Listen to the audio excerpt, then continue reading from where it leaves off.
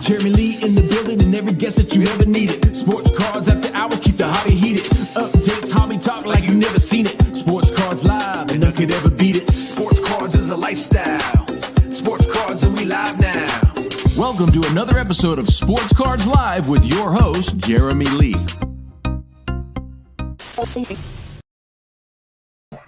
All right, welcome everybody to episode number 163 of Sports Cards Live. It is Saturday night, December the 3rd, 2022, and my name is Jeremy Lee. I want to thank last week's guest, Chris Sewell from Baseball Card Collector Investor Dealer, in that order, for joining us. That was an amazing episode.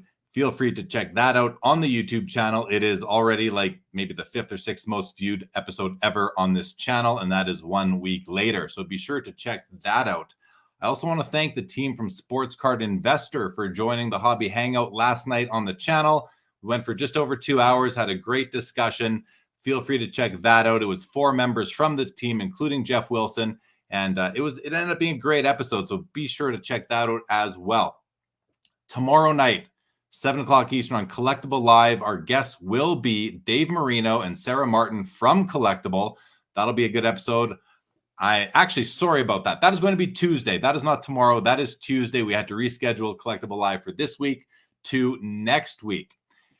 Also want everybody to know, later that night on Tuesday, which will be December the 6th, I will be on the virtual holiday on the Sports Card Investor YouTube channel. That is a 2-day event, December 6th and 7th, and I am coming on at some point on Tuesday night around 9 o'clock Eastern, something like that. So be sure to check me out there if you would be interested in doing that.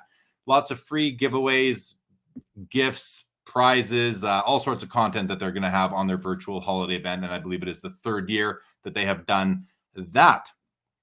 Also, next Saturday on Sports Cards Live, our guest will be Catherine Harrison. She is from Magpie. You can check out Magpie online. She will be joining us next Saturday on the show. I would like to shout out the Center Stage app. You can download the Center Stage app in the App Store for quick comps, whether you are pricing cards to sell at a card show or you are shopping at a card show or for any other purpose. The app is continuously improving, so please join me in supporting the great team they have and the innovation that they are undertaking.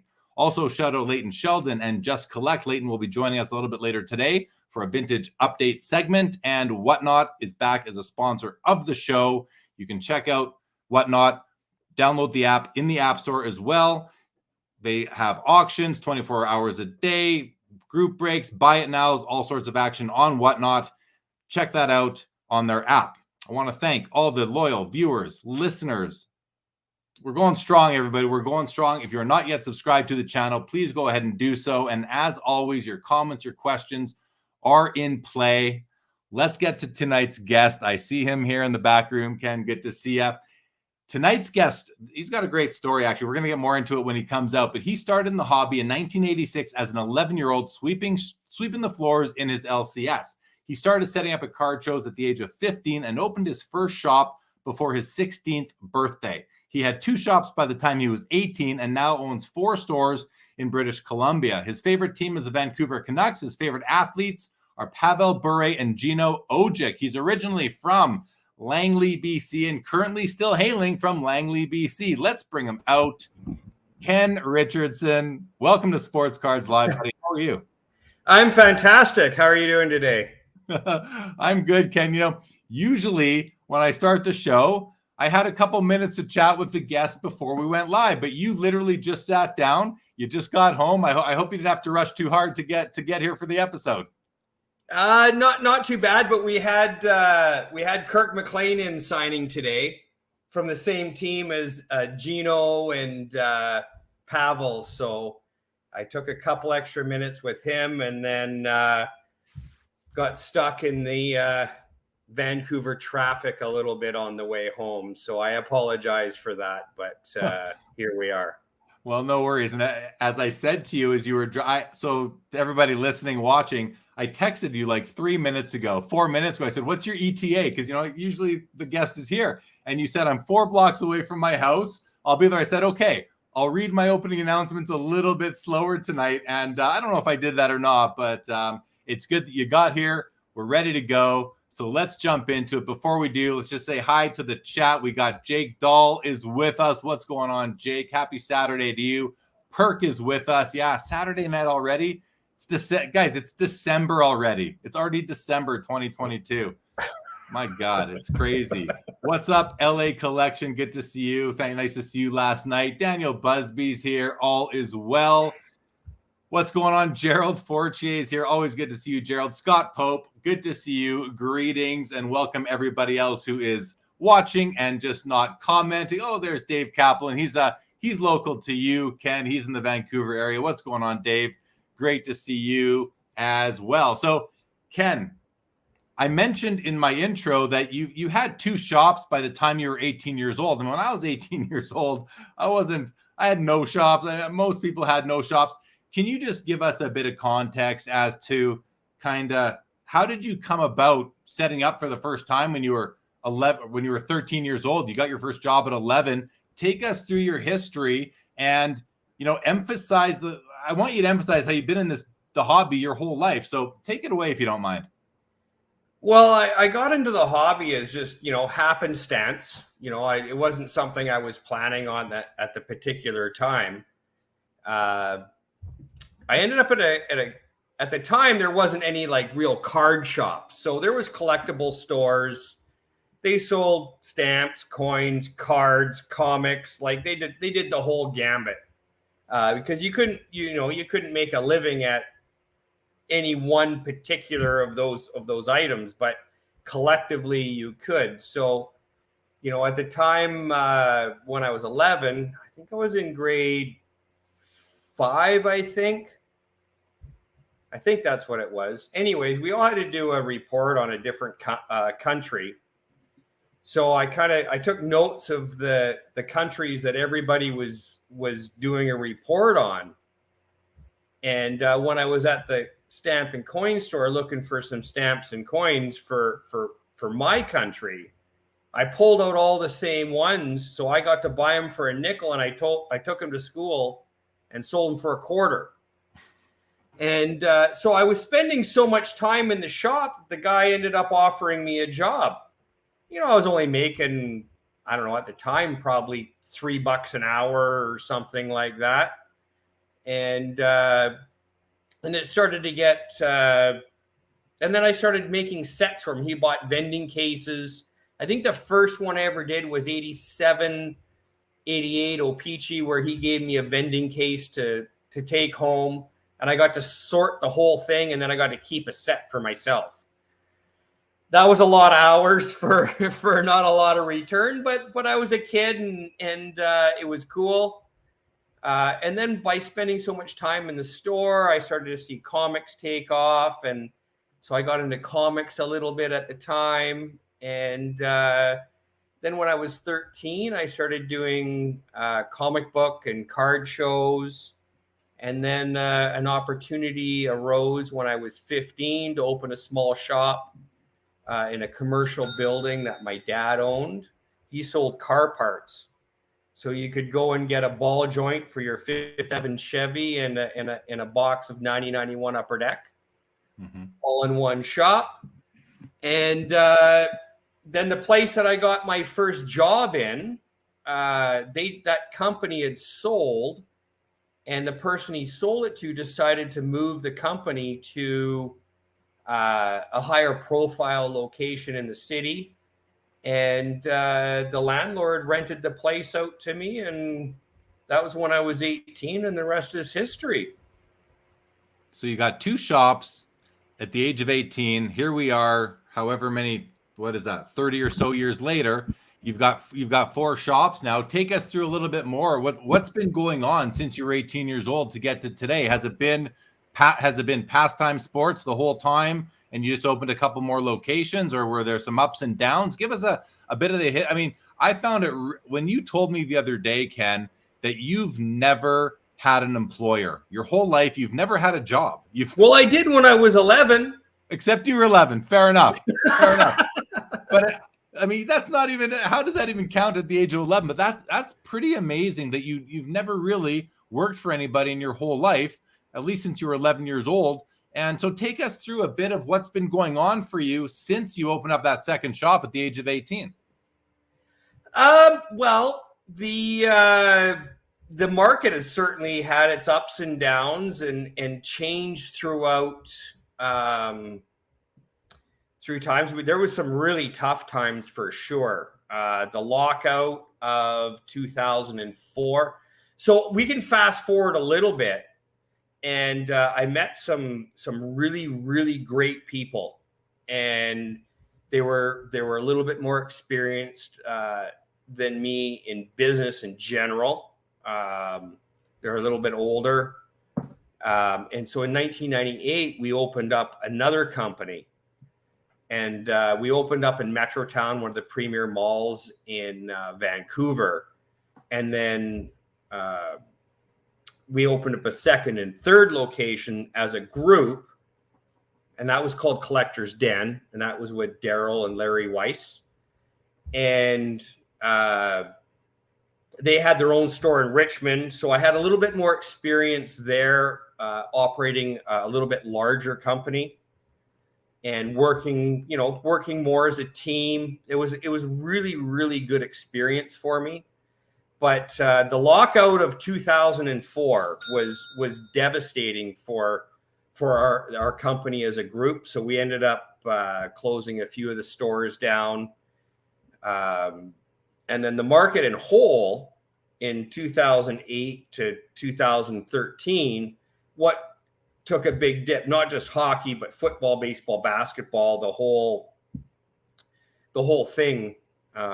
So those were some pretty lean times. And then being in Canada,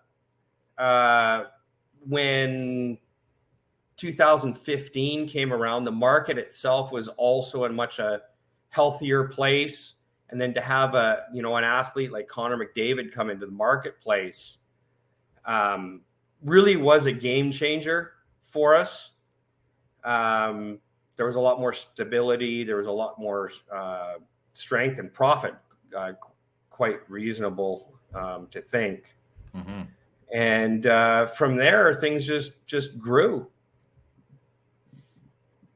All right. And here we are now, 4 shops.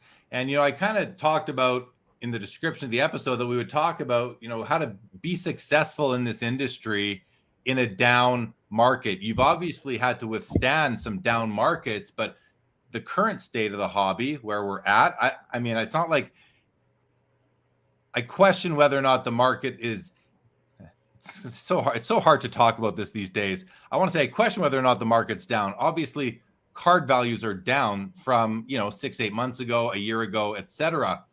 But you have some good sort of statistics and actual like hard data that quantifies really the trends that you've seen and experienced in your shops. And when you have 4 shops, I think you have a really a more accurate representation of the market than if you just had one store. Now it's still going to be regional because all your shops are in BC, with in the Vancouver, the greater Vancouver area, but you still have more data than most people do in as far as LCSs go. And we have the best hockey team in the NHL right now too. So okay. Of course I am joking. We're the fact that the team is struggling and numbers are still good is very positive for us. Definitely very positive. So let's talk about how do you, with your shop, sort of differentiate yourself from the market, from the, I'll say the competition, but in a way, I know that a lot of the card shop owners across the country and the US as well, a lot of you guys really have a bit of a fraternity. You guys keep in touch. You've got different groups that you're parts of in order to share some best practices to help really grow the pie instead of trying to eat each other's piece. And so let's talk a little bit about what have you done in your stores over the last couple of years, and what did you do during the pandemic to try to level out your revenue so that you wouldn't be, because you obviously weren't getting any foot traffic. So let's talk a little bit about that. Let's start with how did you do during the pandemic, and what did you do to stay afloat? Well, geez, during the pandemic, you didn't really have to do much. If you had a reasonable online presence, which we did, the market was so crazy that you didn't really have to chase it very much. I think it was chasing you. Pre-pandemic and post-pandemic is probably a better evaluation than during the pandemic, because it didn't really matter what you had. Everything was selling. It was really such a crazy time that any kind of evaluation, it should be really thrown out the window, because it's no way to build a business plan. Okay, so talk about it then. What did you didn't have to do too much, that the people were coming to you. So let's move forward from there and talk a bit about what have your strategies been throughout the last several years in order to differentiate you from other stores and to really keep on. I feel like LCSs, local card shops, need to, and over the past 20 years have needed to find ways to stay relevant and to not become, the looking like a hoarder's house. You know what I mean? Where they can be neat and tidy, or they can be welcoming to people, and hosting different sorts of events, that sort of thing. What have you mentioned earlier that the reason why you were running a little bit late today was because you had Kirk McLean, who's an all-timer goaltender for the Vancouver Canucks, in your shop signing autographs. So is that something that you've really focused on? Well, events is really, you got to give people a time and a place. No one wants to miss out on something, right? So and provide some entertainment. You can't just sell a box of cards. Anyone can buy a box of cards and have it delivered to their house. So, if you want to wait, you can have something delivered to the house. You have to have great inventory so that when someone wants something, they can come and get it. I can talk about pre-pandemic a little bit, and then post-pandemic, or what my plans are going forward. Yeah. So pre-pandemic, we had card show in the shop. So every month we would have a card show on a Sunday. We would have trade nights. We would do live breaking in the shop and actually have a party every Saturday night where we had pop and pizza for everybody, hot dogs, popcorn. We did all kinds of stuff to make it a community where people could come in and not just enjoy cards, but enjoy the social aspect of collecting. And I think that was the main thing that separated us from what other people were doing. And so when obviously the spring of 2020 came around, that didn't happen anymore. And then we had a period where everyone was stuck at home, and the market was so strong that we really didn't do anything, and we got away from that in-store experience, which I really do believe is what separated us from everybody else. And now we're just starting the events again. So last month we had 5 people in from the Winnipeg Jets, WHA, from the mid-70s. So that was our first real event that we had done since February 2020. We had Marcus Naslund into one of the shops. And so that was the first event that we had done. So now our second event was today. We had Kirk McLean in. Next month we have Trevor Linden coming in, and so we're expanding on all that type of stuff. We're really looking forward to trade nights, card show in the shop, Magic the Gathering tournaments, Pokemon, Yu-Gi-Oh. We were a jam-packed 7-day-a-week event based place. And we put it all to bed, and in 2023, we're going to get fully back on track with all that type of stuff.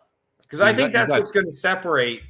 Well, hold on. You've got Trevor Linden coming into the shop in January. I think it's worth noting that Trevor Linden is like a cult hero in Vancouver. He must be, and correct me if I'm wrong, but is he the most popular athlete in all of BC? Absolutely. He could run for mayor, premier, whatever. He would definitely win. Yeah. Yeah. He hasn't done a public signing. I think in 10 years. Like it was post or pre the time he was president of the Vancouver Canucks, which so you have him coming into the shop in January. I mean, that's going to be a busy day for that particular store, will it not? Oh, it's going to be insane. We're actually offering free autograph to everyone, so we're not even charging. That's amazing. So let me ask this. I mean, if you're giving advice to shop owners, if any other shop owners are watching right now, are going to listen to this later, like, is it easy enough for a local shop owner to reach out to the local professional sports franchise and say, hey, I'd like to get somebody who plays for you or has played for you to come in? Like, how do you develop the connection? What kind of advice would you give a shop owner somewhere else who wants to have an event like that, having a signing with an athlete? I would probably not start with the most popular guy in the city. That's definitely number one. You have to have a little bit of experience because everything that you think will go right most certainly won't the first few times you do it. Some guys are easier to connect with than others. I mean, I've tried to get Trevor out, talking through different channels for many, many years. And this one was fortunate that it just fell in my lap.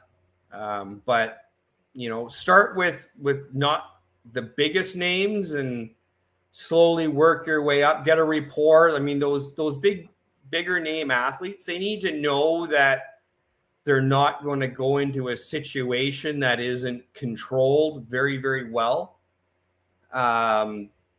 Because they know they're going to draw a very large crowd, and they need to know that you've got a history and experience managing that crowd.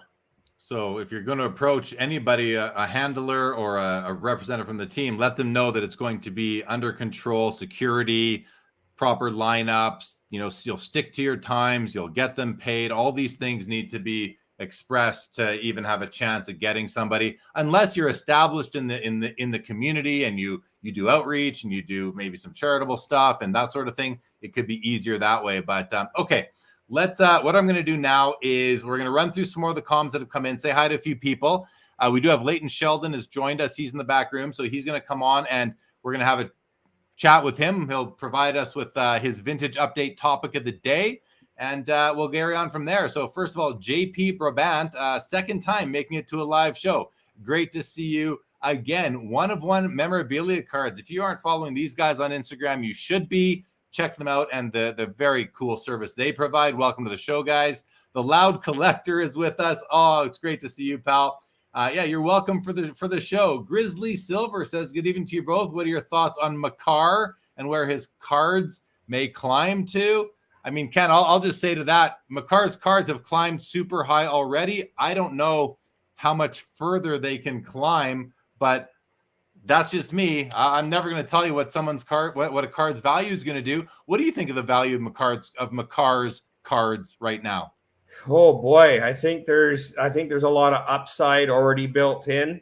I can only think of one defenseman in the history of hockey that has very high values. There's been a lot of good defensemen in the last 50 years. Only one has high values. Hopefully Makar will be number 2, but it's hard to factor all that stuff in. I'd probably be a seller, but that's just me. So we're talking about Cale Makar, defenseman for the Colorado Avalanche, who has just had an amazing season last year with a ton of accolades. Collector's Dream is with us. Joe Perot is here. What's going on, pal? Maud Cult, happy Saturday to you. Brendan Ryan, what's going on? Dave Snyder, Robert R. Brendan Ryan says mandatory penmanship classes for the athletes.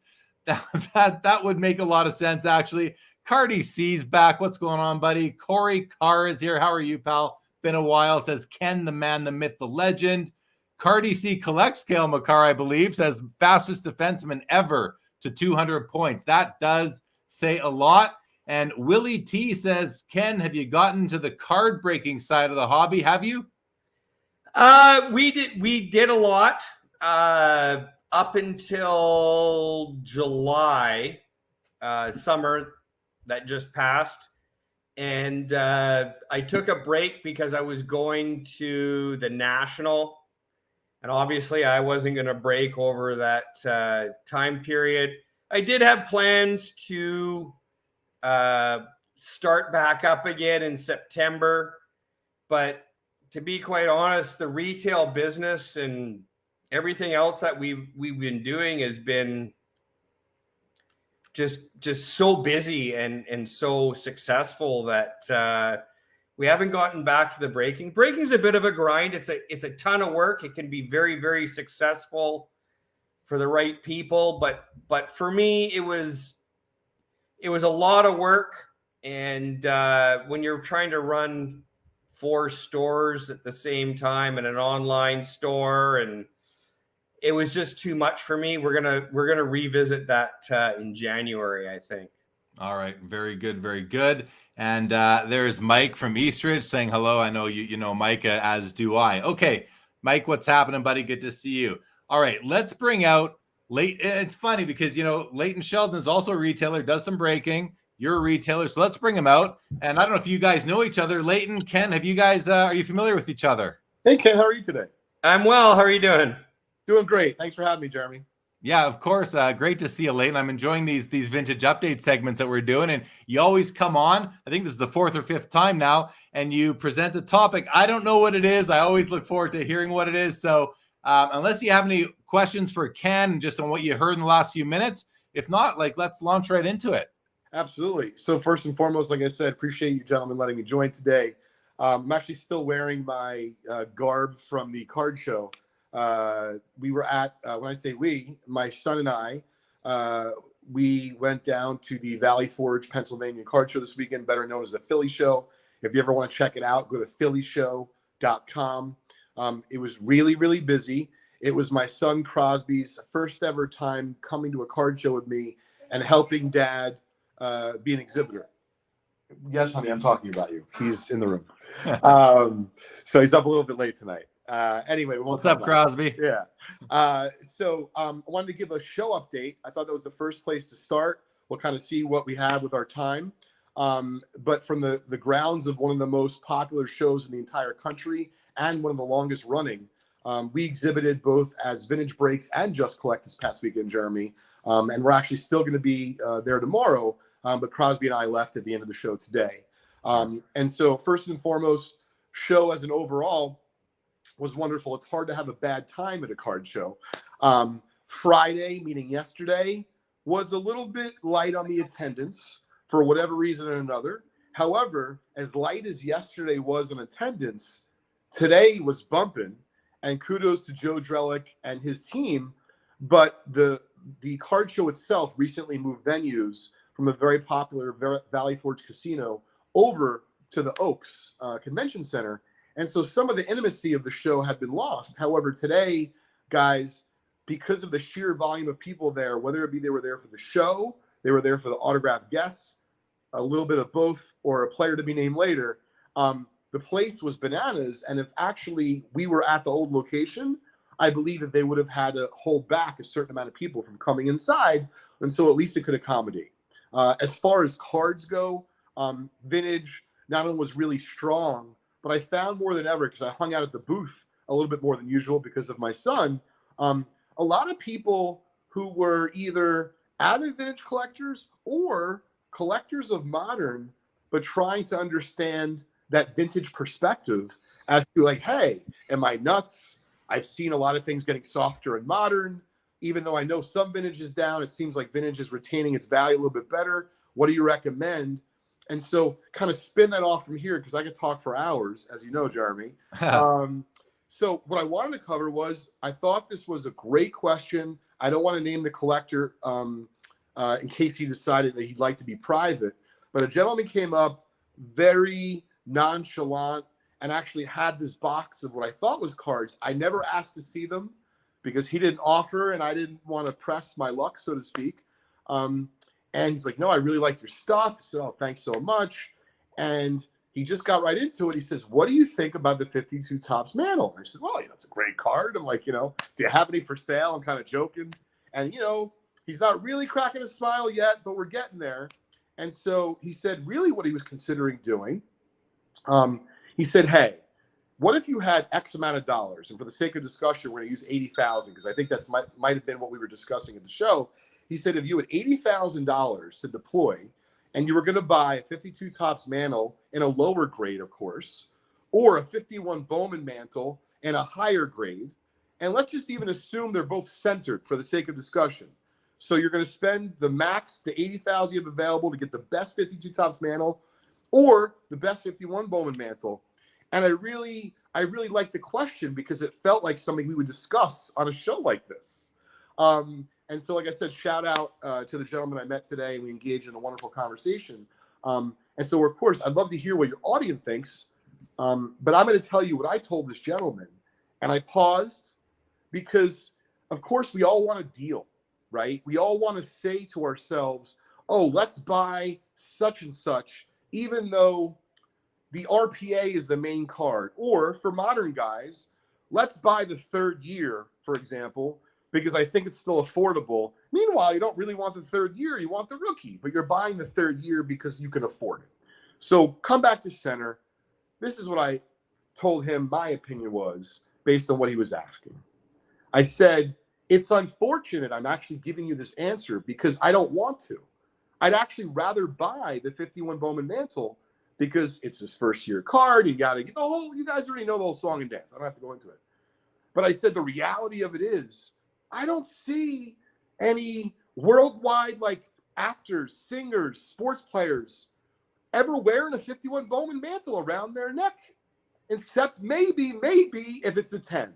The point being is that I think 52 Topps Mantle in my mind, in my heart, and anything in between, it's become such an iconic card that even if you're not in the hobby, it's like your mother might know about a 52 Mantle, just like your mother might have heard of Babe Ruth.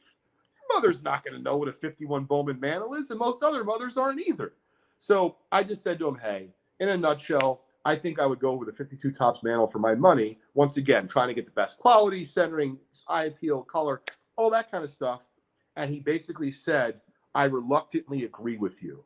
It was a fun, productive discussion that even though I didn't like the answer I gave, and I was very forthcoming with him. By the way, for the audience listening, full disclosure, I own both several 51 Bowman Mantles and 52 Topps Mantle.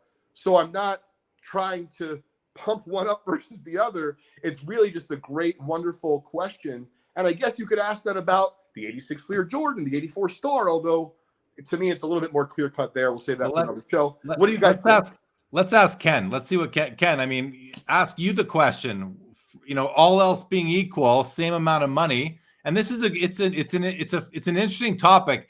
I'm more biased than you, Leighton. I have a 51 Bowman. I don't have a 52 Topps. I'd love to have one. Sure. But I bought it back in 07 when it was because it's his rookie card. I thought, and it was just more affordable. So I thought it was just a better buy. That probably didn't turn out to be the case. But Ken, I mean, you've been around a long time in this thing. What about you? All else being equal, are you putting your money into a 52 Topps Mickey Mantle or a 51 Bowman Mickey Mantle, which is his one and only true rookie card? Oh boy, I have a 52 Mantle. I don't have a 51 Bowman. I think that there has been a pretty big run up on the 52 Mantle.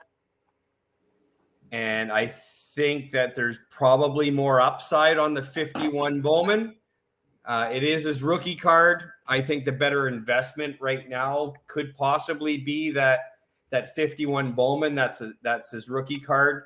Just percentage wise, if you were to buy one today, 1, 2, 3 years from now, percentage wise, you might get a little bit better return on that Bowman card.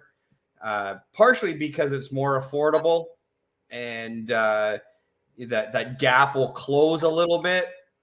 I think because of the 52 Tops Mantle has had such a run up in recent months that it's gotten away from the 51 Bowman. I think you're right, Ken. I think, if we're just talking about like investing, which I don't love to just talk about that, but when you're talking about 80 grand, like you can't get into a 52 Tops Mickey Mantle for under $20,000, even if the thing's been driven over and if it's missing a corner. So, it isn't, when you're talking about 20 grand, no matter what it is, that's pretty much investment discussion.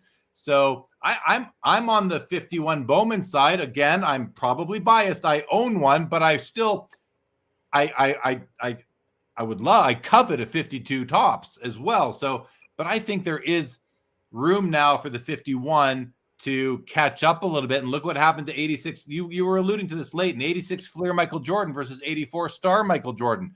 The 84 Star, the 86 went berserk over the last couple of years. It's leveled off a bit now. And then the 84 Star, due to some extraordinary circumstances, we'll call them, has had a huge run up and has closed the gap, if not even surpassed it at the highest grade point. So it is a great question, Leighton. It's a fun one where we had a few people in the chat have put a few comments in there as well. So that's great. One more thing I want to touch on that you brought up, Leighton. You're at the show. You were talking about kind of the response, the reaction to your vintage inventory and your showcases at your booth. And there's a lot of people in the hobby right now who kind of came in the last few years. They're a little disenchanted with modern cards, so they're looking back into vintage. And I think you experienced some of those people coming by your booth and trying to maybe learn a little bit more. And I want to ask Ken the question, what are you seeing in your shop, Ken, in your shops, in terms of, are your customers who have traditionally been modern collectors, do you see them? Are they asking, are they interested to go back and learn more about vintage in recent days and recent weeks and months? Well, I think there's a lot more people looking at it for sure. There's certainly a huge amount of sellers for ultra modern stuff. Certainly the stuff that you saw the biggest run up in ultra modern basketball in particular, then work your way down from there. Those are the people that are really selling right now. The market's struggling a little bit. And how couldn't it with the run up that they had? It really wasn't sustainable. But the vintage stuff was a lot more, stable. There was still stuff going up, of course, but that stability that was there. The people that were always interested in it are more interested in it now because the slight dip that we've seen. And I think there's just far more sellers in the ultra modern stuff than there is buyers for sure. Yeah. Back to you for a sec, Leighton. Brendan Ryan brings up a great point here that I hadn't even thought of, and I'm only recently aware of this fact. Like within the last year, maybe 2 years, did I even learn that there are two variants to the 52 Tops Mantle? And I prefer the one that has the complete square around the logo. To me, that's a more complete design. And I don't know if that one is worth more or less than the other one. I think one's called the A, the B. But can you maybe just shed some light for myself and Ken and our audience as to is there a preference, generally speaking, like for the Gretzky O-Pee-Chee rookie, as an example? You've got the copies that have those two blue parallel lines on the back that some people think indicates a first run. I just call them blue lines or present.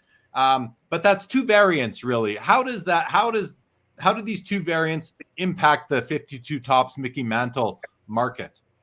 To me personally and professionally so far, not at all, other than making for an interesting discussion. No. And so one point I wanted to cover before we move on from the 52 Tops Mantle versus the 51 Bowman Mantle discussion is from someone who's running a company like Just Collect that is cultivating and actively daily going through fresh leads. I always focus on supply and demand. So no one's going to argue the 51 Bowman Mantle's his rookie. No one's going to argue it's his first card. No one's going to argue it's not a great card. However, being on the front lines of getting these leads, I had several 51 Bowman Mantles in my case. I only had one 52 Tops Mantle. And in terms of the leads that we're having inbound to our company, I'm going to, obviously I'd have to like crunch numbers and look at analytics, but I bet you for every 10 to 20 51 Bowman Mantle leads we get, we probably only get one 52 Tops Mantle lead. And so when you factor that in with the supply and demand, meaning the demand is really high for the 52 Tops Mantle, I'm not suggesting there hasn't been a huge run-up in 52 Tops Mantles. There's been a huge run-up. However, I still just look at the top end of the market, and I think that the card still has room to grow. By the way, I don't own anything like that. I don't own any multi-million-dollar 52 Tops Mantles. But I do think that as those continue to go and it becomes this iconic card that wants to be owned by all facets of, people, I guess, around the world, I do think that maybe in the short term, percentage-wise, 51 Bowman Mantle might be better. But I think longer term, if you're looking at a bigger horizon, personally, my votes for the 52 Tops Mantle. I did want to give a comment briefly on wax, just because I did have the good fortune to be on the front lines of the show. There was retail wax everywhere. Yeah. So it's like if you were ever, unsure as to where to buy retail wax, other than Target, Walmart, etc., just go to any decent card show. It was everywhere. And then as far as vintage wax, not as much, but with the market being a little bit softer, I thought personally there's a lot of wonderful opportunities to buy vintage wax as a collector, as an investor, as a dealer. And the last thing is, because like I said, I could end up talking for hours. Super excited, Jeremy and Ken. We acquired this collection now a little bit ago, but we finally put up a blog on it on our website at blog.justcollect.com. And it's a collection of over 800 Gaudies, including 22 Babe Ruth and Lou Gehrig's. You want to see the full video on that find. I personally went out to go see this family in Arizona. It's quite enjoyable. And then to tie that into my last point about the card show, this is a little bit of tip from what I saw that makes for interesting content at the show. And it really doesn't matter if it's like a huge collection or not. We started to put collections on display that we recently purchased, meaning we haven't broken them up yet. We don't even actually have them for sale. And we mark them and designate them as such in our cases. And it makes for great conversation. How'd you get it? Where was it from? Oh my God, I really want this or that. And so just thought that was kind of a fun thing to mention. All right, cool stuff, man. Well, thanks for coming on and sharing your vintage update. I always enjoy it. And we're gonna after you leave, we're gonna talk a little bit more about it. We had some really good comments come in, and I'll just leave you with this, Leighton. We did have a comment here from a collector's dream, who I think very accurately states that the 53 Tops Mantle is the prettiest of them all. I'm in that camp as well. So. Thank you, and hopefully we'll see you next week. Absolutely. Take care, gentlemen. Okay, take care, Leighton. All right, we're gonna go back here, Ken, to a comment here that Brendan Ryan asked about franchises. I think the question is, are you've got 4 stores. Have you ever thought about getting into the franchise business? Do you have a franchise? Are you a franchise? Just speak to that for a minute. Oh boy, I don't have any franchises. I definitely question if this is a good business for doing franchises. We're not selling pizzas, something that where you can buy the commodities from many different sources. I think with allocations and everything else, the way that they are, franchises would be a very, very difficult business. So no, I'm not looking at franchises at this time. And should the structure of how product is distributed change, but with all of the exclusives and stuff like that, I think it really limits what you can do. Because if you were to franchise, of course you would want your franchise to be, you know, successful and everything else. But how could you get them more product of the, you know, the most desirable stuff? Right now you really can't. So if that distribution model were to change, then maybe, but I don't see that anytime soon.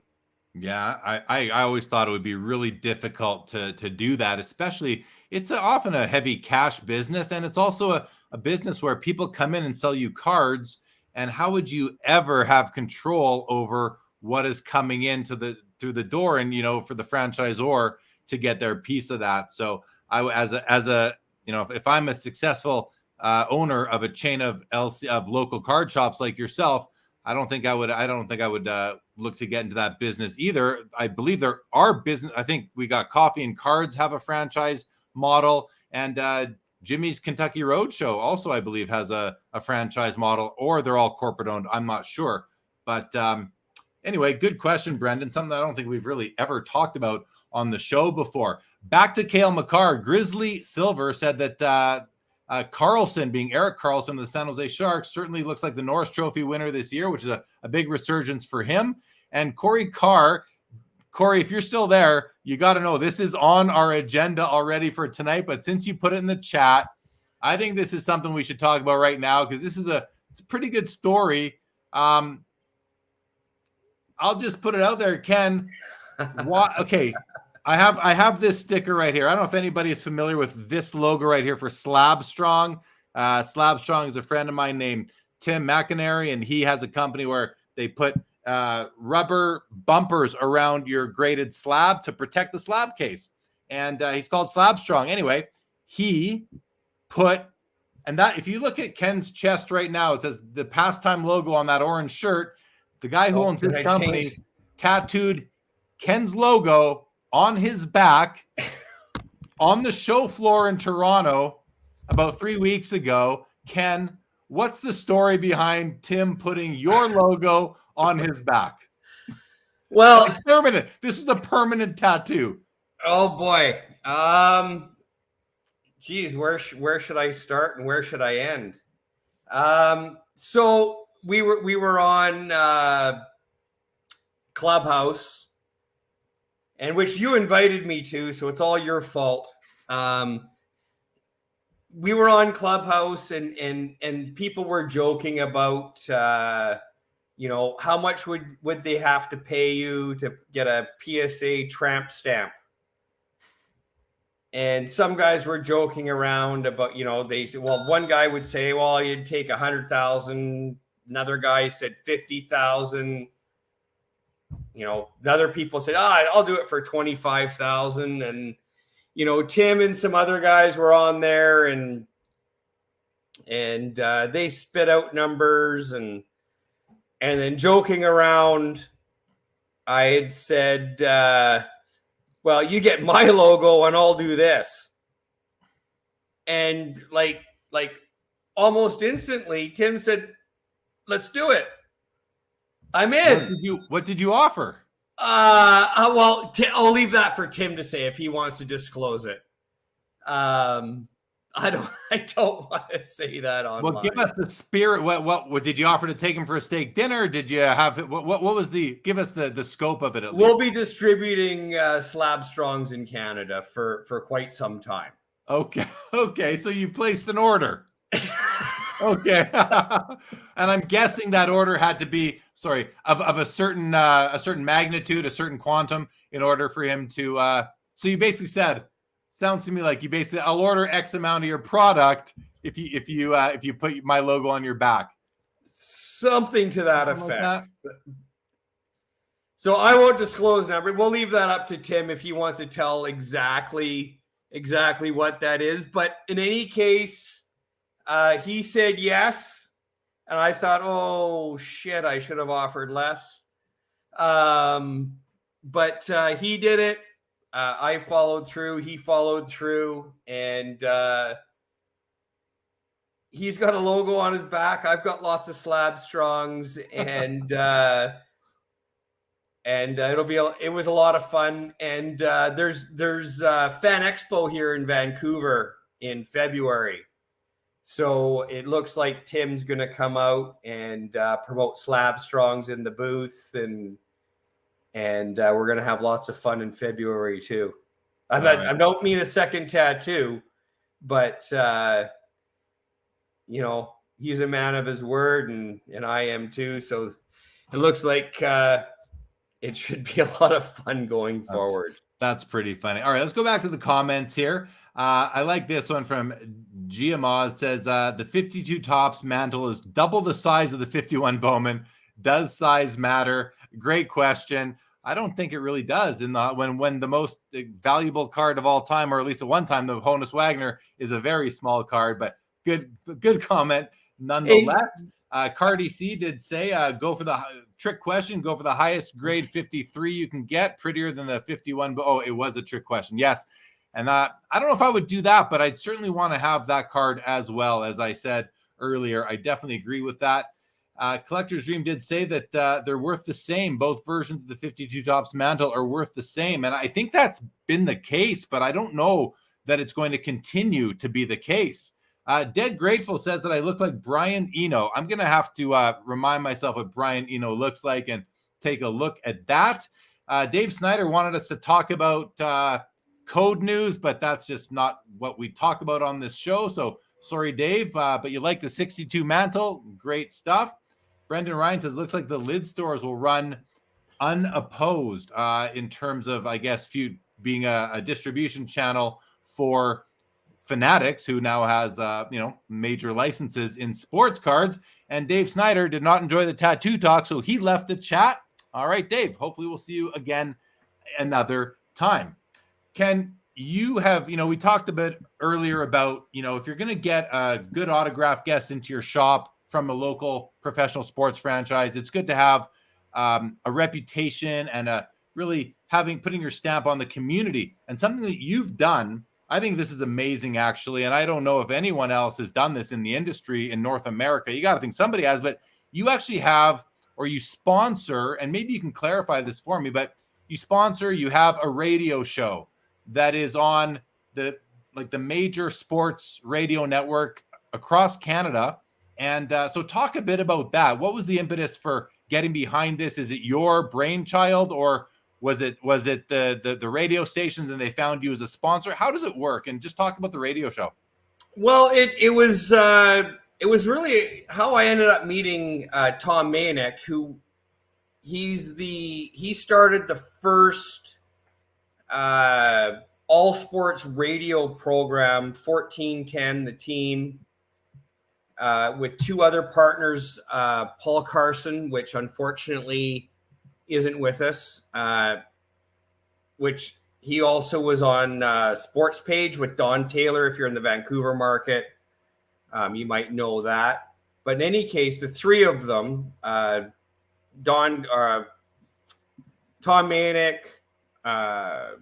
David Stadnick, and Paul Carson started Team 1040 on a fishing trip. I had just randomly had been on the same trip as David Stadnick, one of the founders of the radio station. And we became good friends. We still are good friends. And that was almost a decade ago now. But I had met Tom Manek through that connection. And he still had a regular radio show with the Team 1040. They got bought out by TSN. So then it was TSN 1040. And TSN is Canada's ESPN for anybody who may be south of the border, which 85% of our audience is. So please continue. Yeah, so I started doing regular segments on the program, reporting on sports collectibles and things of that nature. And then, discussions started. Well, geez, maybe we should do a whole program on it and whatnot. And, well, I guess not whatnot, because that's a totally different program nowadays. but then TSN, they stopped that program. So we're on B&M Bloomberg now, which is a financial radio station. And with all of the talk of, alternative assets and people investing in from art to trading cards and everything else, the program fit in quite nicely there. So we're broadcast on 12 or 13 radio stations across the country through the Sport Market with Tom Mainick and Pastime Radio, the collectible show. So we bring on different guests from different segments of, the collectible industry, and we've been doing that for a few years now. All right. And how is it going? Has it brought people into the shops, into the Pastime shops? Yeah, you know what? We find that we've got a lot more outreach online, like people sending me emails like, hey, what's this worth? Hey, I've got this collectible or this collection that I'm looking to sell. We definitely do get people into the shops. I hear a lot more about it when I attend card shows and different events, because when you have 4 stores, I mean, you can't be at 4 places at once. So when people come in and they say, hey, I heard about you here, or I heard about you there, I'm not the one that's there to get that conversation. They may have heard my voice, but I don't work in the retail shops all that much anymore, just because I'm spread out a little bit too thin. All right, but so it sounds like it's something that's worthwhile, and I just think it's great that it's giving sports collectibles a presence on the airwaves as people are driving around. And you've been kind enough to invite me on as a guest a couple times now, two or three times, and I've always enjoyed chatting with Tom when he's had me on. So thank you for that, and I look forward to doing some more of that. Let's talk about this comment that came up a few minutes ago from Grizzly Silver. This is kind of a cool question. He says, it sounds like a business. I think we're talking about card shops. It sounds like a business one has to do for years to get really good at and build enough cards just to start a store itself, or of course, just buy an existing store. It's all the knowledge that is so valuable. And that's a great point. Like, it's one thing to, you can open up a store. A lot of people have done it over the past few years. Open up a shop. If you have you've got a lot of hobby experience, that's great. Now you got to find the inventory, or you're going to just start very bare and hope to buy it as it comes, or attend card shows and just buy a ton of inventory to put in your showcases. Make sure you have distribution from the manufacturers. The distributors can be difficult and challenging in recent months, years actually. But the other way to get into the card shop business is to go buy an existing store. But then you need some sort of transition plan in order to maintain the knowledge of the person who knows that market, that customer base, and maybe even transition or transfer a lot of the technical knowledge over to the new owner. If you were to ever go sell your shops, Ken, like, how do you think you would? I've talked to one guy over the past several years about buying his shop, and to me, the value is in the inventory. To be honest, that's where I see the value. I don't see there being much other value in a card shop. I mean, the location, the customer base. But how do you respond to that comment that I just made? Well, I don't think that the card business is different than any other business. You can buy the most valuable business you could buy Twitter, and if you don't know how to run it, if you don't have the knowledge, the technical wherewithal, how to run it, it's simply not going to work. You have to get the knowledge. This is the type of business that you can't really go to school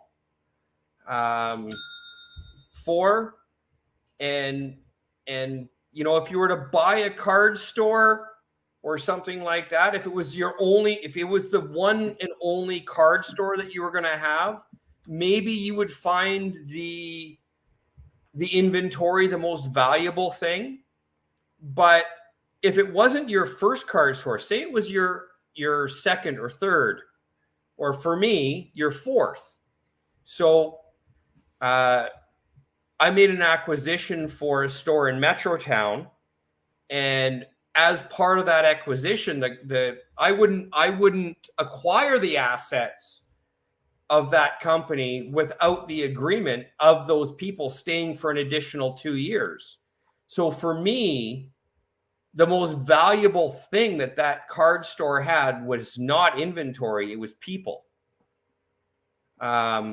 Because I knew I couldn't be in two places at once. So that was the difference for me. It was the people is what made me buy that store, not the inventory. Great insight. That's why I put it out there, because what do I know? I'm just a retired accountant at this point. All right, let's keep on moving through here. Want to say hello to Peeps. Good to see you.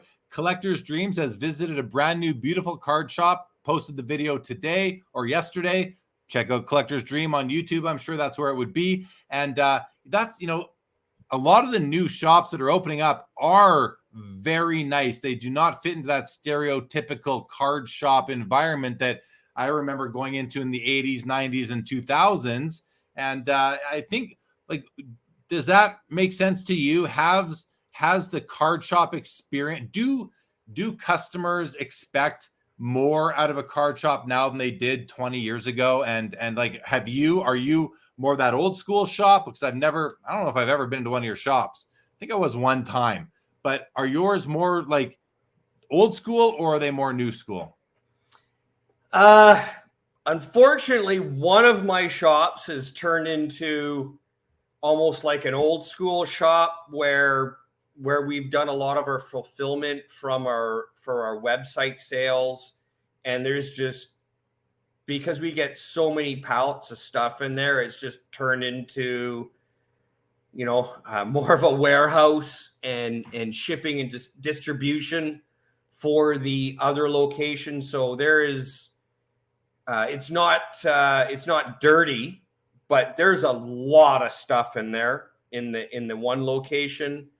However, the other three locations that we have are incredibly well merchandised. They're beautiful. They're in major shopping centers in the greater Vancouver area, and very proud of if someone was to walk into one of them and have a good shopping experience. Whereas the fourth one is basically turned into a warehouse. Yeah. In time, we've outgrown that space. It's sort of where I started in Langley, just shy of 30 years ago.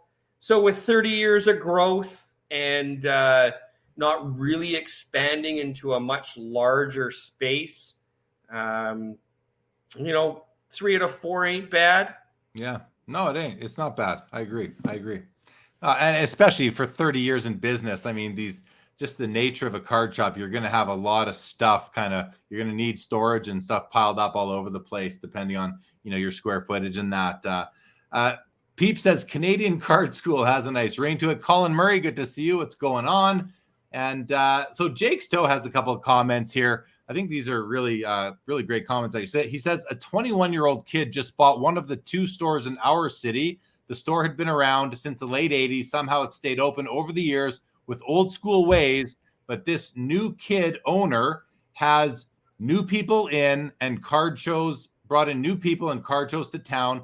Goes on to say he's been involved in social media and online presence that the old owner never really used. So it sounds to me like this shop and wherever Jake's Toe is going to get a revamp and a refresh and probably rise up from what it was and really maybe exploit the potential of that location that the old owner maybe just couldn't do or wasn't, tech savvy and that kind of thing. So I think we're going to see some of that happening, as a lot of those card shop owners that have been around since the 80s and even the early 90s, and there also are still lots of them, but they're going to come up to retirement age pretty soon. They're going to have to transition, and maybe we'll see makeovers of those shops if that's just the way things go. Tough to know for sure. Peep says the not so new warehouse is ComC. No, ComC being a consignment seller for people. And Michael Ham just popped in. What's going on, Mr. Ham? Great to see you as always.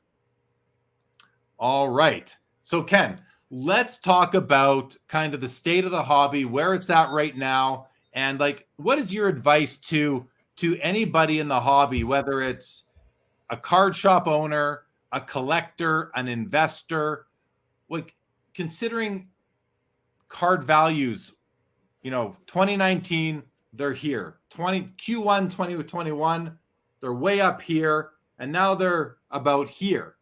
And a lot of people withstood this cycle. What do you say to people who maybe are skeptical about the hobby? Oh boy, I guess each category I would give a little bit of different piece of advice to. I guess if you're a shop owner,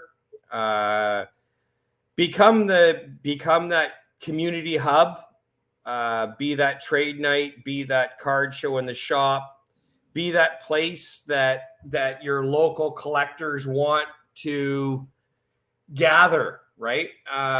When people gather, they socialize, they, be that place where people go just to have a good time, and everything else will follow. Investor wise, I think,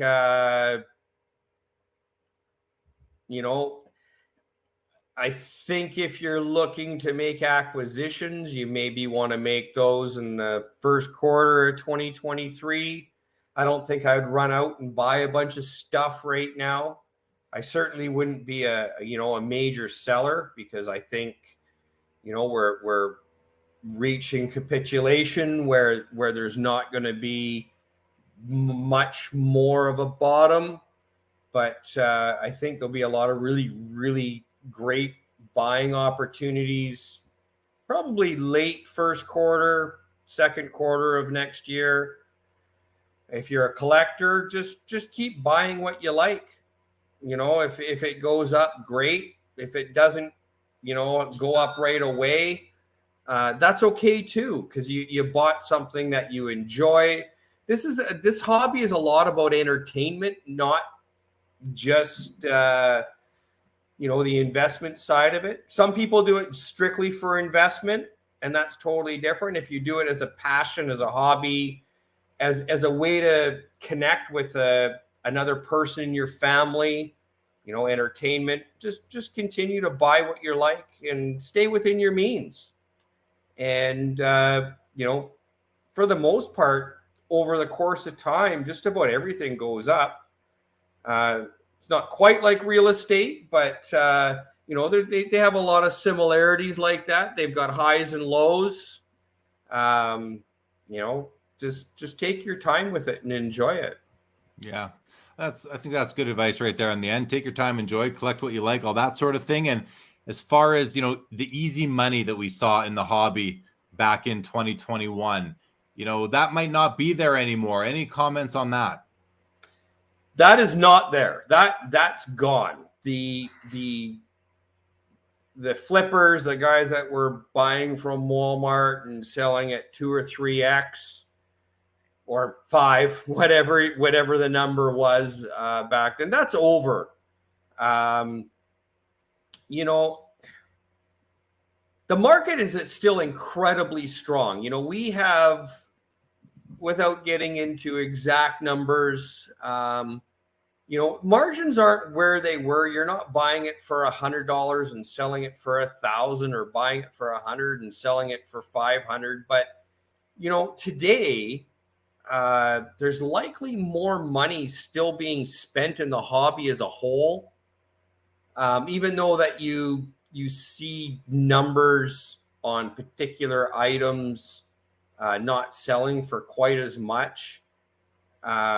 There's a lot of people buying cards. And I think those Facebook groups of, retail products and stuff like that have come down greatly. But I think most trading card stores are probably still pretty healthy if they have reasonable expectations and reasonable and inventory, which is a challenge for some, of course. Yeah, I mean, that easy money is gone. Well, Dave Snyder's back, says thank God it's gone. So he didn't like those times. You know, you have to be more savvy now if you are in this to make money. If you are what we call a flipper and you're someone who, you know, does the card show circuit, buys cards to flip, and that's a great service that they provide because they're moving cards from Florida to California to Chicago to, you know, Philadelphia down to Dallas up to Toronto. I mean, it's these people move cards around, and that is, again, I think it's a great service they provide, but it's harder for them to afford to travel, to pay for their show fees, travel, hotels, all these sorts of things when they can't turn 100 into 500 in 1 week like people were doing left, right, and center a year and a half ago. But there is still money to be made if that is your angle in the hobby. I do agree with that. There is still money to be made. I think there's still money to be made. Absolutely. The like you said, the easy money is over. It's like buying .com stocks in 1999. It didn't matter if you bought pets.com or Amazon or, you know, what it was. When everything is going up, you know, everybody thinks they're a genius and everybody piles in, and the amount of money that goes into it. Maybe I should use crypto as a more recent comparison, but, you know, it's like a snowball going down the hill. It just everything going up. It didn't matter if a product was good, had or good content. It didn't matter. Things that 2 years earlier that people thought were less than a desirable product, the new one comes out and it's 30, 40, 50% higher. It's just, it didn't make any sense. There's no way it was sustainable. You know, and a lot of people that hadn't seen the rise and fall in previous markets, you know, they got hurt a little bit. But sometimes what goes up must go down. When it goes up way too much in such a short period of time, you're probably better off selling than buying. When you see a gradual escalation in price, which we did see in the card market from like 2015 to probably 2019, the market was quite strong and was, you know, we were adding collectors and strength year over year. And then all of a sudden 2020 hit and there was so much money being pumped into the economy. And it was like the perfect storm. You know, people could watch card breaks. It was something that people could do at home. You know, no one was traveling. You couldn't go out to a restaurant, and people still wanted entertainment, and cards was something that could still entertain. So there was just such a massive rise in such a short period of time that wasn't sustainable. Yeah, no, agree with that for sure. And it's obviously proven to be the case. Travis Mater, good to see you. Welcome to the show, and thank you very much. Okay, let's. Dave Snyder says, I don't have to carry a gun to Walmart anymore. No, that's those days are behind us, at least for now. Depends on what state. Depends on where you are. Peeps has this question for both of us: do we anticipate any dropping of brands? For example, Allure, which is a Upper Deck hockey brand, or is it as simple as just very long delays in releases? I mean, it's definitely the latter. They're not going to drop products that they built and printed, or that they built and have been waiting to be printed. I don't think they're going to drop anything. I'm almost certain that anything that has been planned will come out, but maybe not. I mean, maybe not. I think everything's coming. What about you, Ken? You might have some insight. Is Upper Deck going to, or Topps and Panini for that matter, are they going to drop any products from their release schedule because of delays? Well, last year, Sorry, Ken. Start with yes or no. Yes or no. Any product going to be dropped, in your opinion? Well, there was some that was dropped, but I don't think that'll be the case going forward. Like in 2022, a product that was previously announced. Ice and Trilogy were dropped for 2021. Okay. And I think that had to do with just supply chain issues. the trilogy rookies for 21-22 were inserted into the extended brand rather than being its own standalone, which it normally is. And I would imagine that they will go back to their standalone brand, but they really have a lot of catching up to do. January we're looking at 2021 Cup, right? So there was just those two brands that were dropped. I don't think we're going to see a lot of that going forward. It takes so long for them to do planning and stuff for a brand that all of the assets that they need, like the autographs and the memorabilia and stuff like that, I don't see them really dropping anything going forward. Maybe they'll amalgamate a brand or two, but I don't think they'll drop anything. All right, Travis has this question. If you had $5,000 to spend on a card or cards, what would you buy? One or two big high-end or a bunch of smaller things, and who? I think it's a better question really for the chat than for you and me, Ken. But I'm going to say that it wouldn't be one or two. It's so hard to answer this question, actually, because I'm regularly buying cards, and $5,000 doesn't buy you a ton anymore. You can get one really nice card or one pretty nice card for about that. Or you can go and buy yourself $10, $500 cards or $50, $100 cards. I'm somewhere probably in between there. But really, if all you had was $5,000 to spend in, say, a year, what are you buying? That's the way I'd word the question. And then who? I'm not going to answer the who because I could just collect too many different things. But what about you, Ken? Is there one or two players outside of your local favorites that you would kind of look to buy if you only had $5,000, if you had $5,000 to spend over the next few months or year? I would say a vintage rookie card. Perfect. There you go, Travis. Stale Prod says, get a job to make money. Cards is a hobby. Collect what you like. I mean, it's a hobby for some people and many people, but it's also a place where an industry, the hobby isn't the hobby encompasses the industry of the hobby. And if you don't, you have to really recognize that, because otherwise you're going to just not be happy with what you're seeing. And if you can accept the fact that the hobby is a place where people are looking to make money, you might just be a little bit more comfortable with things, even though you may not like it as much. Well, you got to buy it from someone. You got to buy it from someone. Exactly. Grizzly says, what percentage of sales are through eBay, and is that the trend moving forward? I like going into a sports card store and actually seeing the cards in person.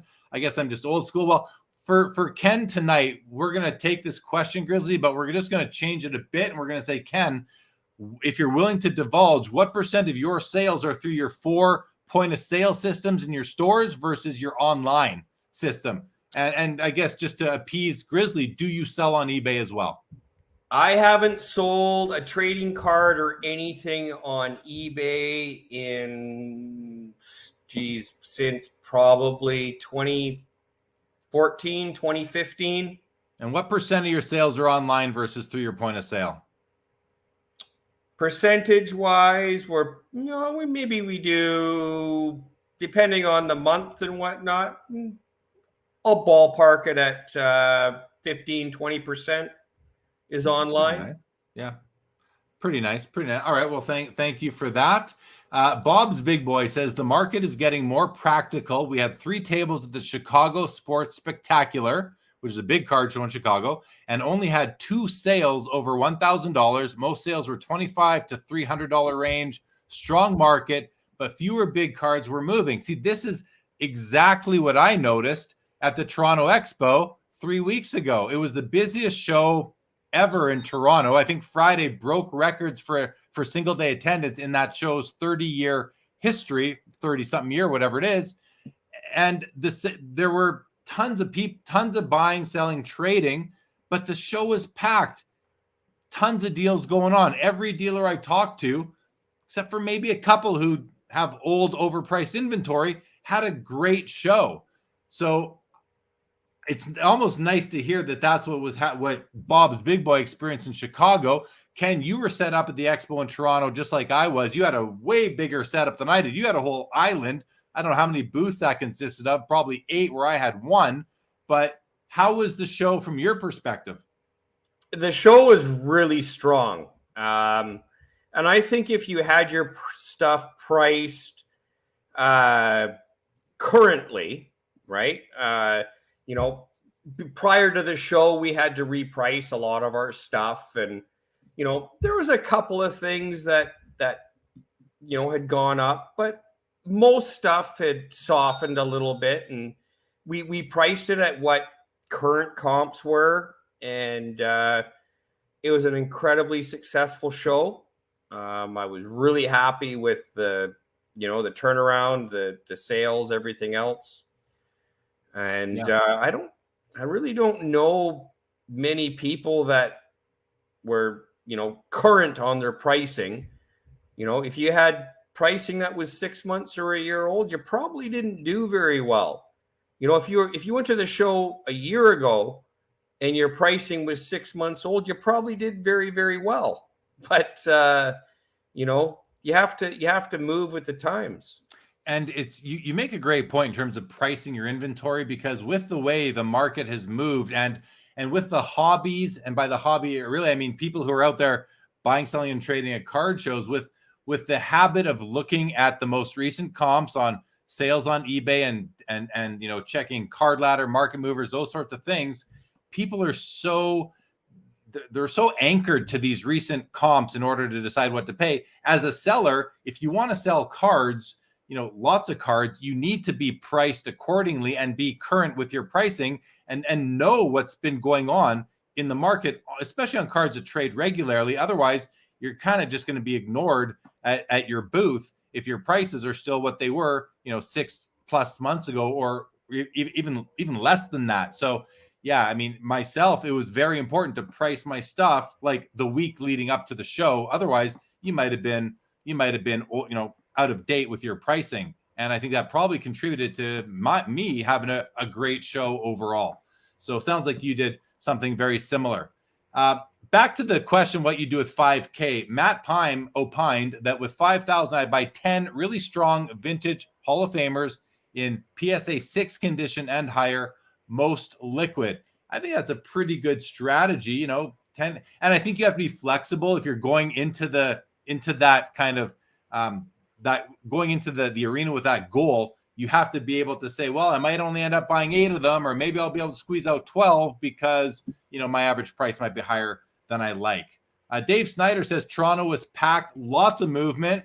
20 of us came up from Buffalo, which I got to say, as a Canadian who's been setting up at that show for 17 years now, I love when I hear that 20 of us came up from Buffalo from the US. I mean, there were so many Americans at this show, and maybe it's because I got to meet or interact with some of these 20 that traveled up with Dave. Peeps wants to know, Ken, is Pastime mobile app part of your business or your future, or is it just a website? We're just a website. We don't have a mobile app. We do SMS messaging. We do lots of email marketing, stuff like that. But we don't currently have a mobile app. Yeah. And I mean, I don't think you necessarily need one if you are, you're really for stores. You're not like, there was talk earlier in the chat about ComC not having an app yet. I do believe they've been talking for a couple of years that it's coming. But I will say, I do disagree with a comment that came up earlier in the chat that it's hard to navigate. I've been using ComC since 2013, and I just go to their website on my phone. I have an iPhone, and it works really well. I don't have any problems from a customer or a seller perspective in there, but that's just me. And I guess I'm used to it. Dave Snyder, big question in all caps, Ken. He says, how do you move your junk base or dead stale stock? And this is a great question that I think this is a question that plagues a lot of people. You can open up a case of cards.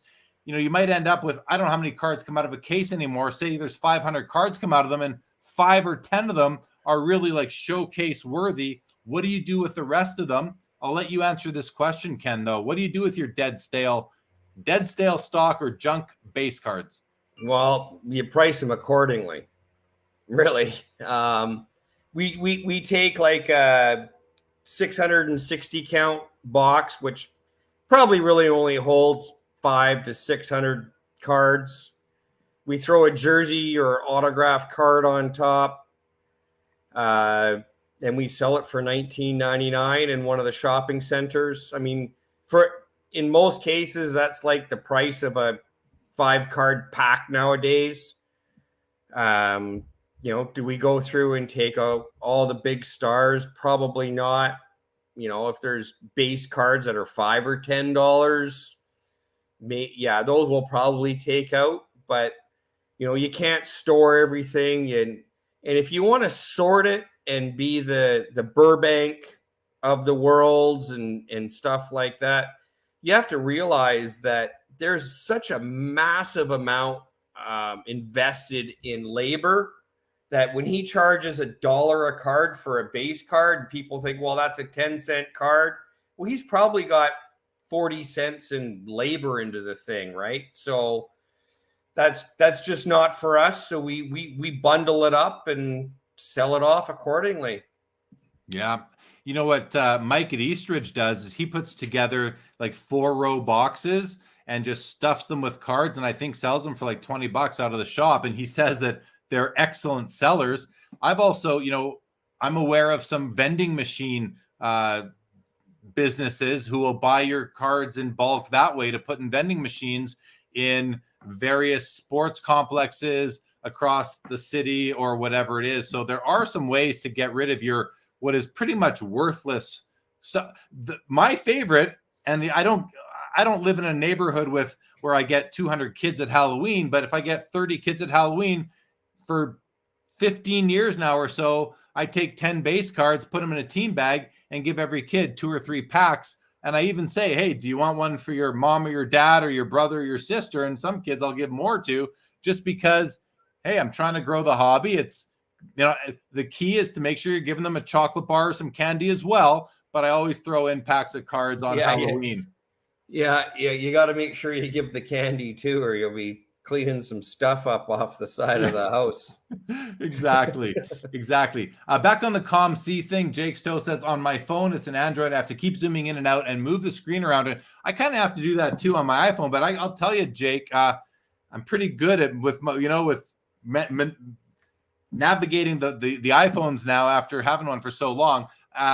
In any event, it just, for me, it's not a problem. I quite enjoy the COM-C website on my iPhone using the Safari web browser. Dave Snyder wants to get at some of your old cards there. Says sorting is good for therapy. And isn't that the truth right there? You open up a box of cards, you sort them out. It's Zen-like to a degree. And I think that's something that only sports card collectors could really identify with. Dave Snyder says, I buy them up and use them for PTSD groups. I mean, donating to hospitals. There's lots of schools, maybe. There's lots of ways that you can move your dead inventory, your kind of cards that don't have any value on a secondary market. All right, Ken, I wanted to let's switch it up a little bit. We're going to talk about sales still, because I hope you have them ready, some statistics, really, because again, the narrative that the hobby, I've heard people say the hobby is dead, which is ridiculous. I think the hobby is actually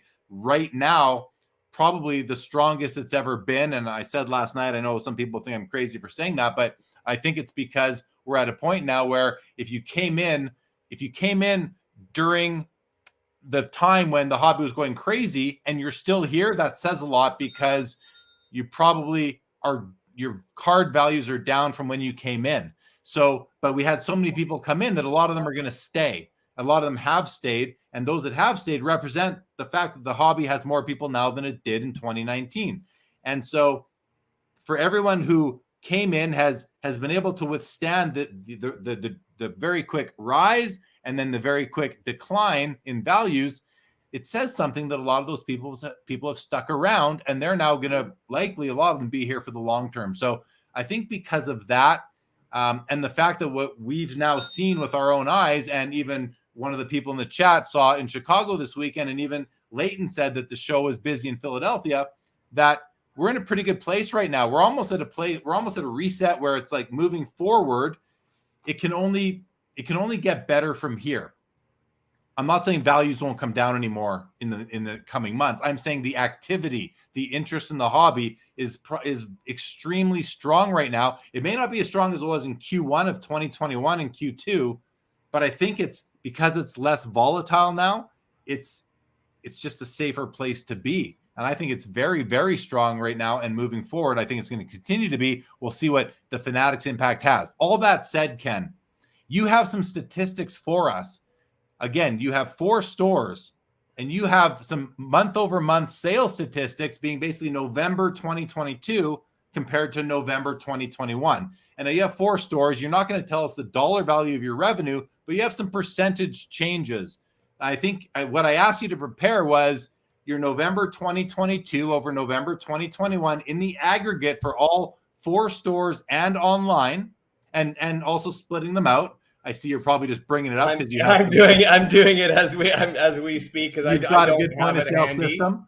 Your point of sale system will provide that data. And then I also want to know kind of maybe not year to date because there's some, where we're still pandemic wise, but let's even go from like July 1 of this year to November 30th compared to July 1 to November 30th of 2021. How have sales changed from on a percentage basis? Are you ready to share some of that? Sure. Overall, we have in-store sales. Well, how about we just do overall? Sounds good. So November 2022 compared to 2021, we've got an increase of 31%. I mean, listen, you gave me a preview of this yesterday or whenever I chatted with you. And like, how is the hobby dead in November of 2022? If people are saying that, when Ken has 4 stores. Now we're obviously talking about a small it's a big geographical area. I don't know what the population is of the greater Vancouver area, but it's got to be in that $3 to $5 million people range, maybe more.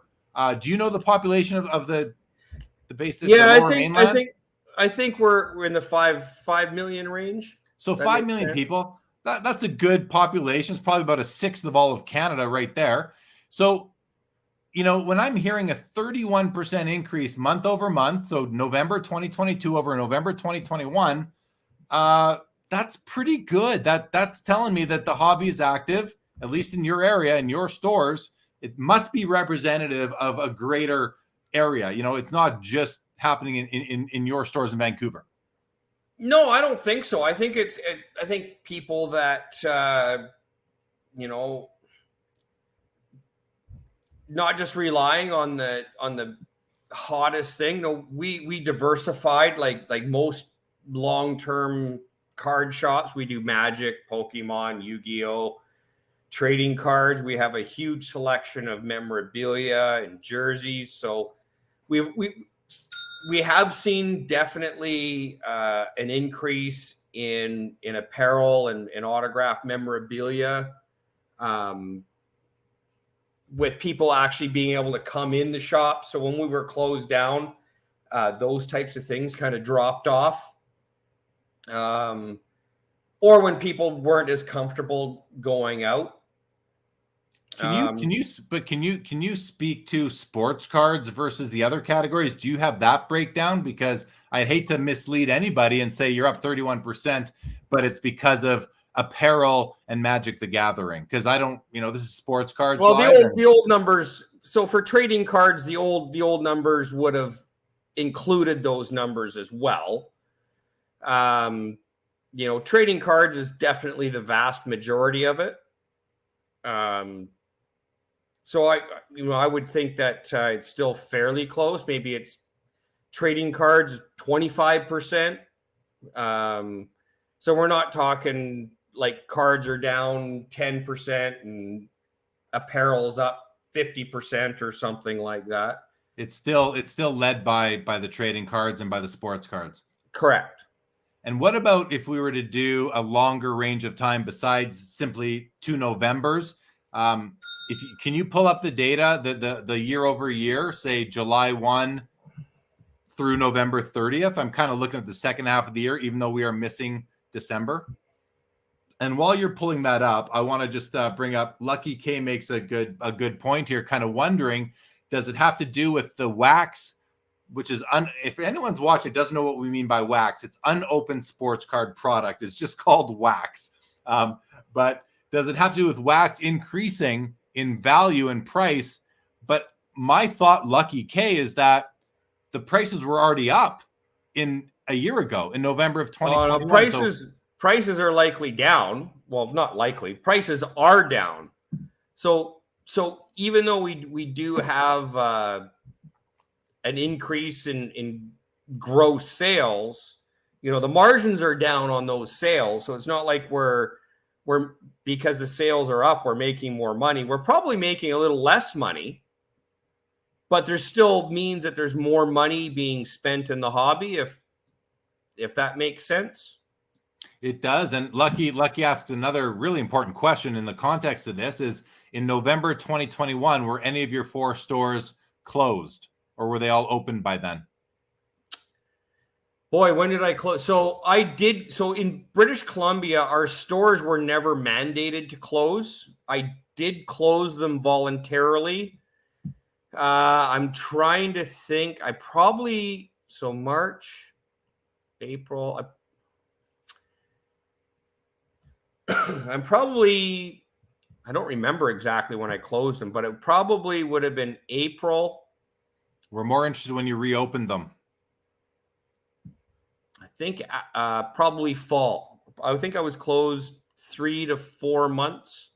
But online sales in 2021 or 2020, pardon me, were crazy.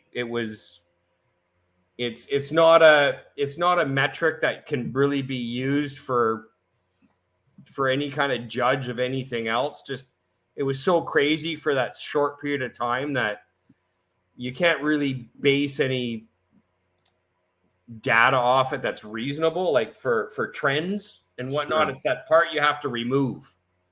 So do you have the data up now on the July 1 to November 30th compared to previous year, up 26%. Up 26% in the last 5 months, over 5 months before. Now we have to recognize that there are some differences in 2021 versus 2022, but we've already talked about. Yeah, and a unique thing with this is, and getting back to where people were not as comfortable going out, our online sales during that same time period were down 8%. So it was people getting back out and going shopping again in person. Right. Yeah.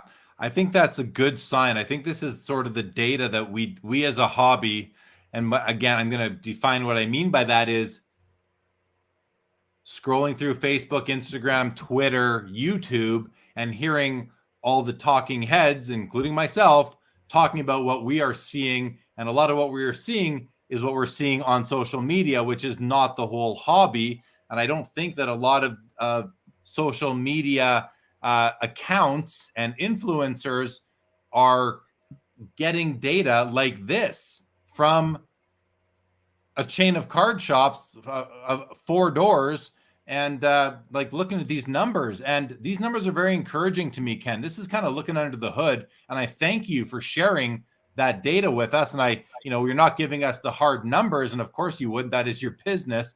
But those percentages, they're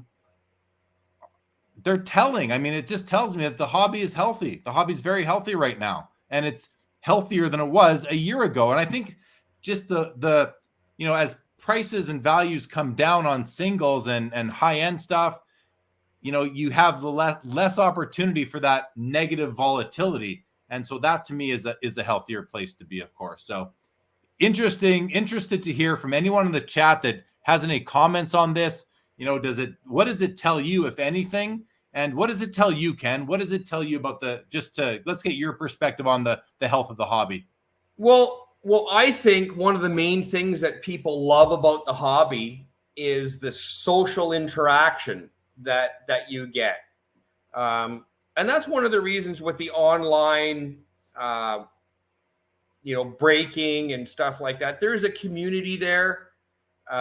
You've got the chat rooms and people that sort of make their internet friends and stuff like that. But you don't have that in-person experience. And I think most people that have, a physical brick and mortar shop are seeing great trends in their shops, collector wise, that want to get out and have that social interaction. And, as much as you want to believe that you can find some of that stuff online, maybe there's a little bit of it there, but it's still not the same as getting out to your local shop and having a trade night or opening a box of cards next to somebody buying something similar and sharing it. It might not even be your friend, but you might make a new one. It's that connection, that mutual interest that you can find. It's like going out to Monday Night Football and you can sit and chat with the guy sitting at the bar next to you about the game. You've got that commonality. You got that mutual connection that's an easy conversation starter. And in this day and age, there's not a lot of that around. It's certainly not as much as a long time ago, I don't think. So most of the shops I think are healthy and doing well, and I think going forward it's going to be a little bit more work.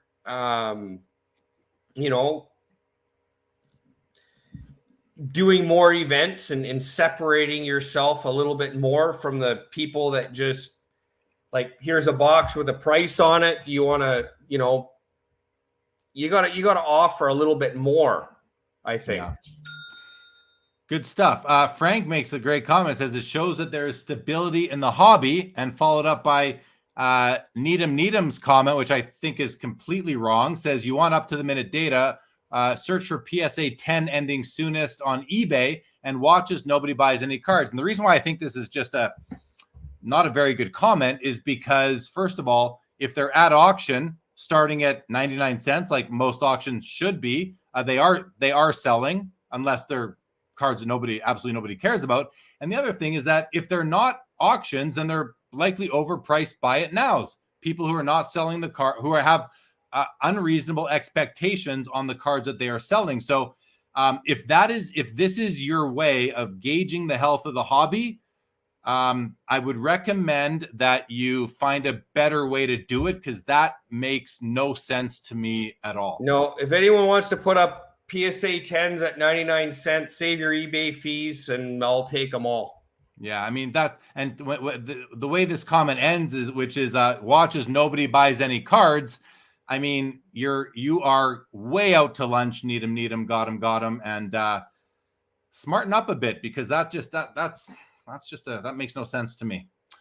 Okay, Ken, with that, let's start to wrap this up, and let's end with this question here. You talked a bit about what you see maybe coming next year in 2023. You kind of said that you wouldn't be buying a ton of stuff or whatever it was you said, but what is your prediction for the hobby for 2023, or predictions that you're comfortable making? It doesn't have to be where the index of the market's going to be, prices coming down 20% on vintage, or that kind of comment. But what do you see next year from your perspective as a guy who's been in the hobby his whole life, owns 4 stores, and sets up at card shows, the National, the Expo, and really you're in tune with the scene. So let's hear your thoughts on 2023. Well, I think we're still going to have some volatility in the cards that got run up, probably higher than they should have been. We'll still see a little volatility there. As for the number of collectors, I think the number of collectors is still growing. I think the number of collectors is still greater than it was in 2021. I think the The flippers, the people that were in it for a quick buck, have probably moved on because it's not a quick buck anymore, but they were never collectors. A lot of people that were lapsed collectors, say people that collected, we'll call it the junk wax era from the early 1990s to the mid 90s, that had left the hobby and re-entered the hobby in 2020 or 2021. I think the vast majority of those people are still here and still buying. So those people haven't gone away. So the only people that have sort of exited are the flippers for the most part. That's what I see. Can I just jump in quick? Hold that thought. I just want to jump in, Ken, and say that not all the flippers have exited, because I know several and I see several of them still. The ones that have exited are the ones who were just not quite as savvy, and really the only way they could be a successful flipper was in that exact market where everything was, anybody could make money in that market if you were buying and selling. So I think the ones that left were the ones who couldn't quite figure out how to pivot or adapt to the evolving market and the changing market. And those that could are still there, and they are still doing well. And I know because I see them at I've seen them at shows in the last 3 months, still, providing that service that I do value, which is moving cards from one region to another to find those good homes. Sorry for interrupting. Please continue. Aren't they just dealers then? Well, I mean, sure. But I mean, there's so many people that set up at card shows that are just dealers. When I was referring to flippers, I was referring to the guys that the retail guys, that the easy money guys, the Walmart lineup. Yeah, that's my fault.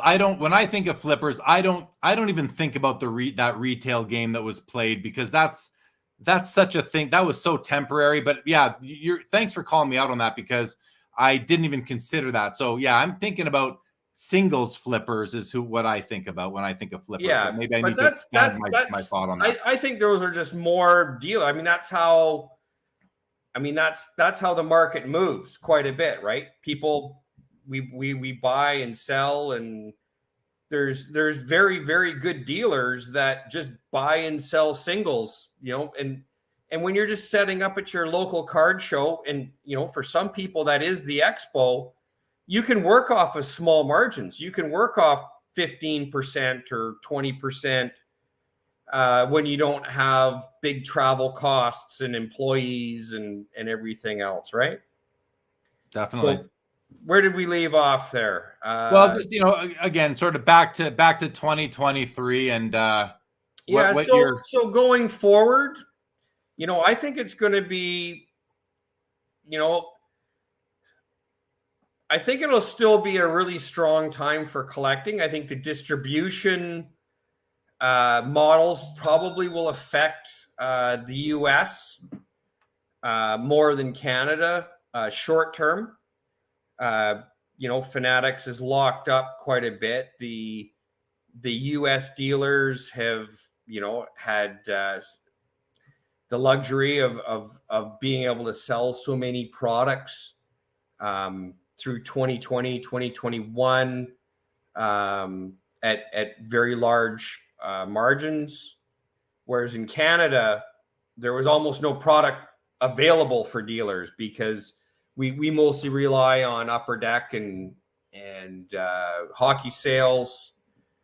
So the market could change quite a bit in the US.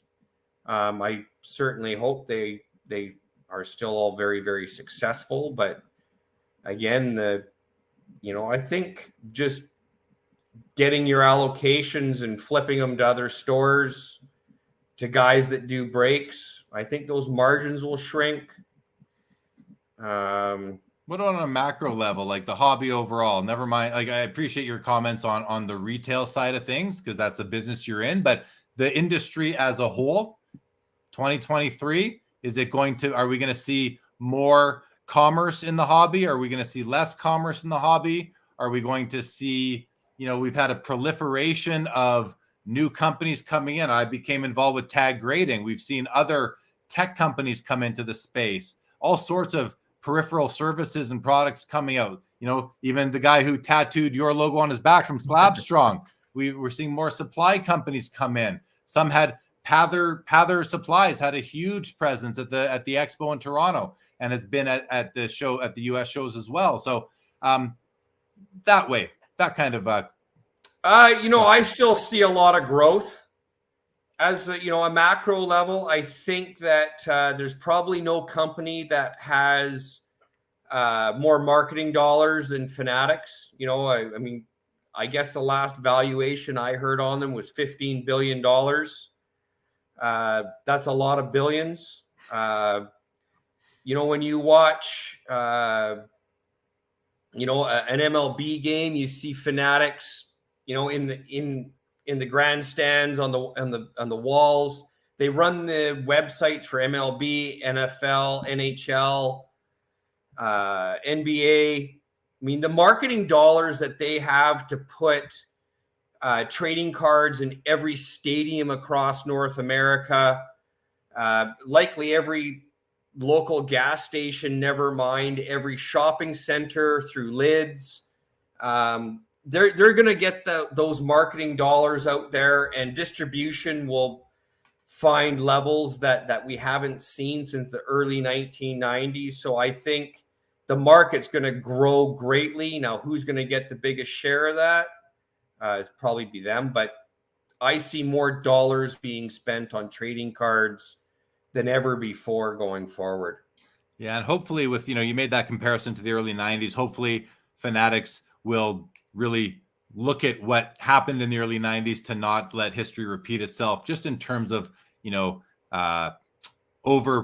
going to sound funny coming right now because there's a lot of comments about overproduction and, Panini with just the mass quantity of product out there. But hopefully they'll curb that a little bit. All right. Well, thanks for that, Ken. A couple of comments we're going to go to, and then we're going to wrap this up. But Jake's Toast said, I heard a stat that 2 cards are sold every second on eBay. Sounds about right to me. Grizzly Silver agrees with you, Ken. Always nice talking with like-minded people when visiting the card shops, and indeed making friends. And yes, Grizzly, I'm so with you on that comment.